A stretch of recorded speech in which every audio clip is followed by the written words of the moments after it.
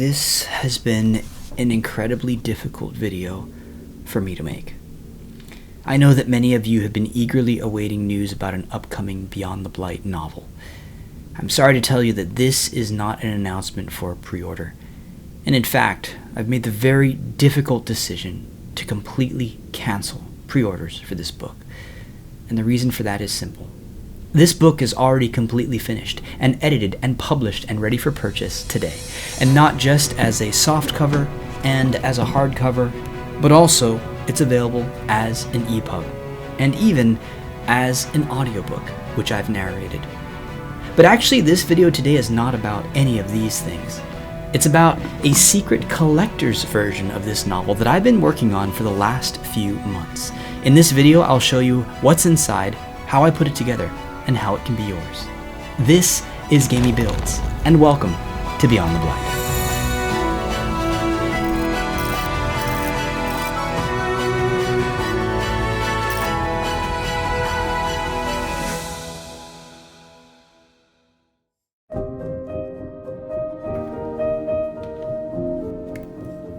Back in March of 2023, I started the rough draft of what would eventually become my first full-length Beyond the Blight novel.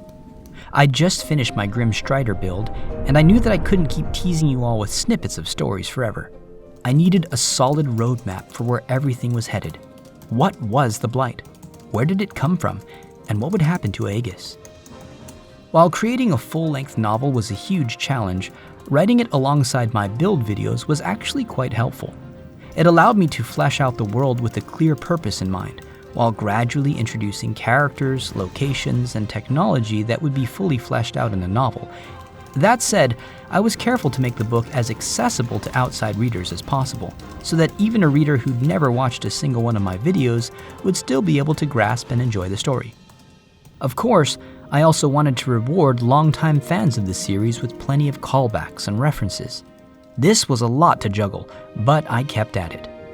To make this book even more special, I wanted to design a limited edition hardcover with some exclusive items, like these two stickers, which feature artwork from the book's cover and one of the main characters in the story, whom some of you may recognize. I also designed and ordered a custom Gamey Builds embosser, which was super fun to just play around with. I also decided to include a custom bookmark. After a bunch of tests with sample metal and wood varieties, I went with these beautiful bamboo ones.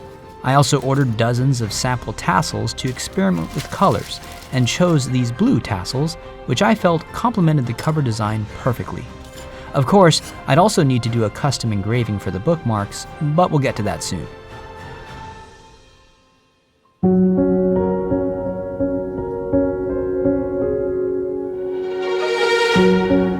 In my previous video, you saw me design and paint a cross-section illustration for Beltora Station, a prominent location in my book. My idea all along was to somehow incorporate this artwork into the limited collector's set for the novel's debut. After consulting with my supporters on Patreon and doing some of my own tests, I settled on a trifold style brochure, then redesigned the original poster to fit these new dimensions. I also put the map of Aegis on the back, along with a political overlay of the world, which has been a common request since I started including it in my videos. These pamphlets turned out absolutely gorgeous, and were designed specifically to fit right inside the inner cover of the hardcover books to make them a very useful reference guide during reading. For those who don't manage to get a collector's set, I'll also have a digital version on my website, but I won't be recreating this as a physical item. To further make these sets super cool and exclusive, I designed and printed these certificates, which would each be hand-numbered. And yep, only 250 of these sets were made.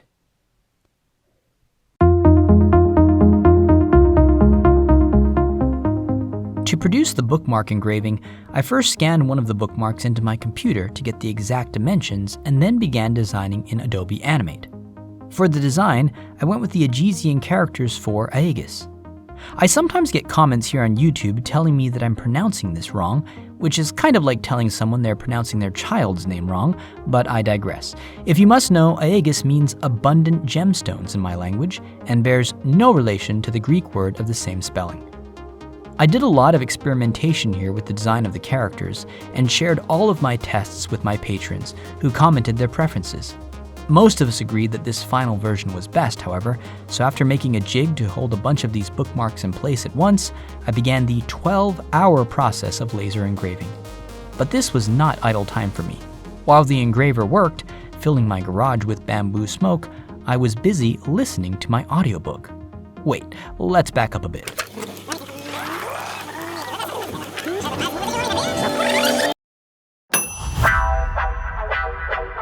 About a year ago, I put out a call to you for people willing to help edit and test read my upcoming book. I received over 400 responses, and it was a huge challenge whittling the list down to a select few. In January, I shared the first half of the book with them, and the feedback was extremely insightful, helping me to really take my story to the next level. Thank you guys so much for your tireless input, and I hope you enjoy your collector's sets, which have already shipped as you watch this. Once I'd combed through the nearly 600 comments from my amazing editors and made revisions and additions to the story as needed, I began the audiobook. This was a grueling process, requiring me to first soundproof my entire work area to remove as much ambient noise and echo as possible.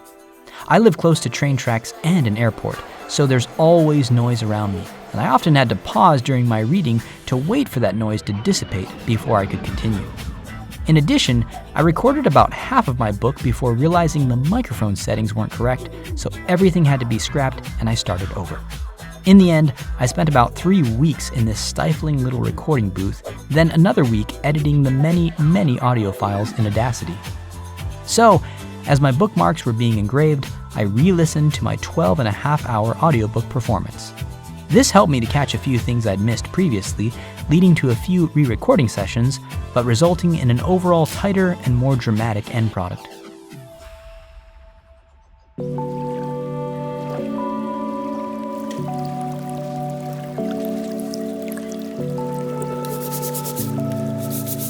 With the bookmarks engraved, I then scrubbed and rinsed them, which helped remove some of the soot, dust, and smoky smell. I then stained them all using this maple color wood stain from Varathane. The color went on pretty heavy at first, but as I learned last year from refinishing my workbench, after wiping everything down to remove the excess, then letting it dry, the results were really nice. Of course, because this process took some time and there were so many individual pieces to stain, there's a good bit of variance in color between each bookmark, but I think that's what makes each one so unique.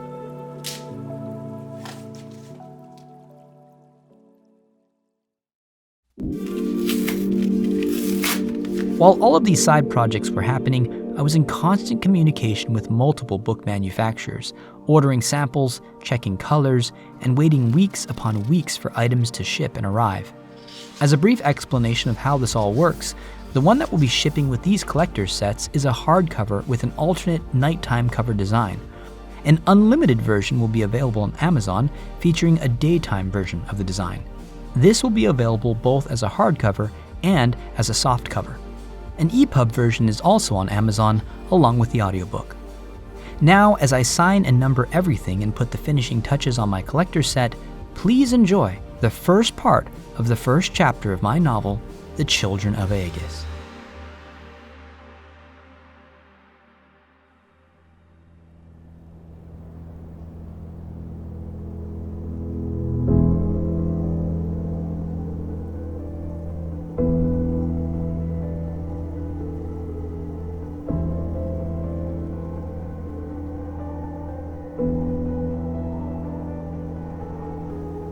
Chapter 1. Unaffiliated Zone, Northern Fis Alim, Beltora Station.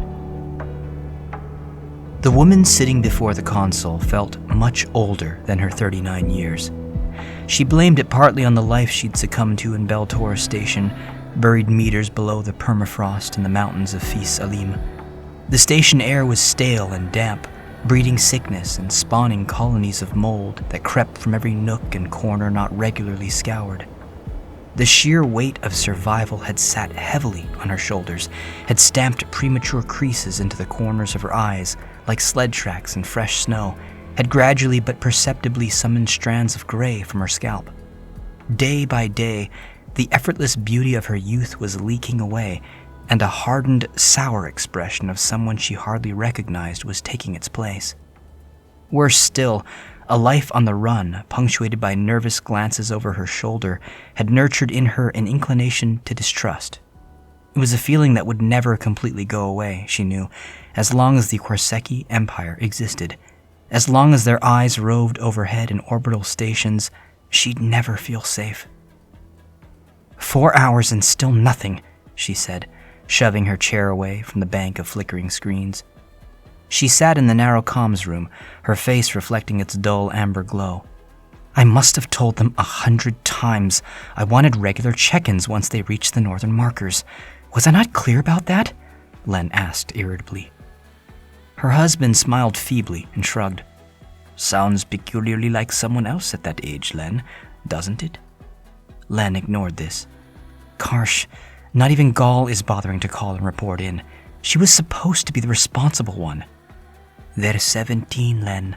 Let out the tether a little. It's the least we can offer them. The least we can offer? Len scoffed. After all we've done? Really? Karsh leaned back and squinted up at the ceiling, looking for the right words. People were not meant to live out their lives in tiny underground boxes. You and I chose this path. The twins did not. They are due any freedoms we can afford them. It will keep us all the saner down here. Len sighed. It's not hard to pick up a transceiver and check in, Karsh. I spend a lot of time maintaining those markers. Is it really too much to ask them to update us so we don't worry ourselves sick? Karsh showed Len his palms, shrugging. 17. Not exactly the age of considered habits, or communication, for that matter. He reached a hand out to massage her shoulder, but she shrugged him off. Age is not the point. They've got to learn protocol. They have to approach these excursions with the proper mindset. This is life and death. They both know their way around, and they know what's at stake. Have a little trust. Trust has to be earned, Karsh, and this is not the way to do it.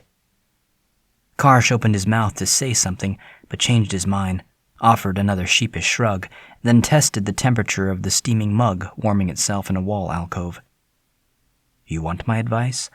Grab a paperback, watch a reel, or better yet, dig out one of your old sketchbooks.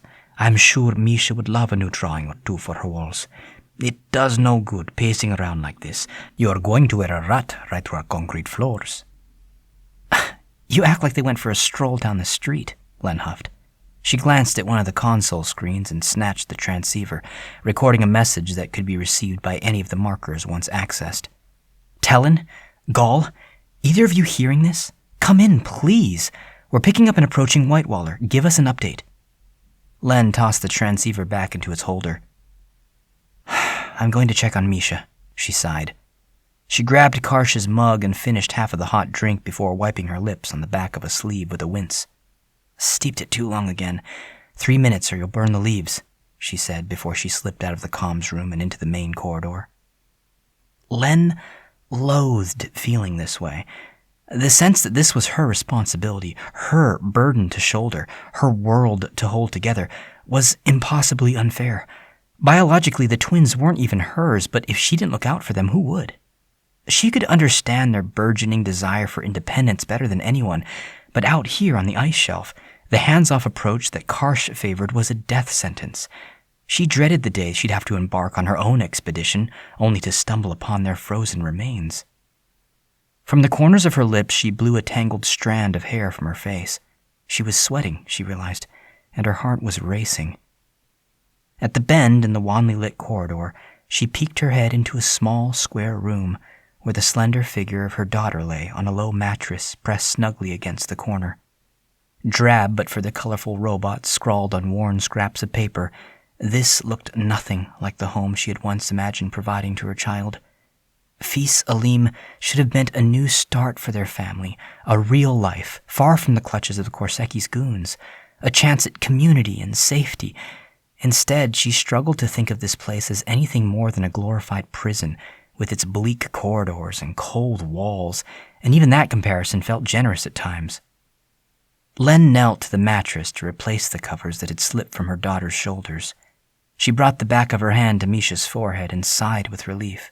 Finally the fever had broken. It was one less thing to keep her up at night. But would they be so lucky next time? What if winter brought the newest strain of Kara flu or pneumonia? Len had never felt so small, scared and helpless, yet so inexplicably filled with love as she did while watching her daughter sleep. Working at a knot on the back of her neck with her fingers, Len slipped from Misha's room back into the corridor, shutting the bedroom door behind her and leaning heavily against it. Dusty electrical cables and tangles of wires sagged from the ceiling, bulging from shelves stacked with climbing equipment, batteries, books, old luggage. The overhead lights flickered, toggling automatically to the low light setting that signaled the retreat of a sun she barely knew. Len wondered how much longer she could hold this place together. Everywhere she looked there was only entropy. Panels that had been pristine when they'd first moved in were now dappled with scabs of rust and rot. Air scrubbers and heating units were held together with engineering tape and hope. Completing the look were electrical cubbies that would surely short once the creeping condensation made its way past the socket boxes. She drew a deep breath and held it in her chest, as if that trapped bubble of air could make her buoyant enough to float up and away to somewhere else, somewhere with a future. A heavy metallic groan from the outer steel vault interrupted her thoughts, and Len sprang into action. She bolted to the end of the hallway, where the passage narrowed to a metal set of stairs that zigzagged up 3 stories of rock.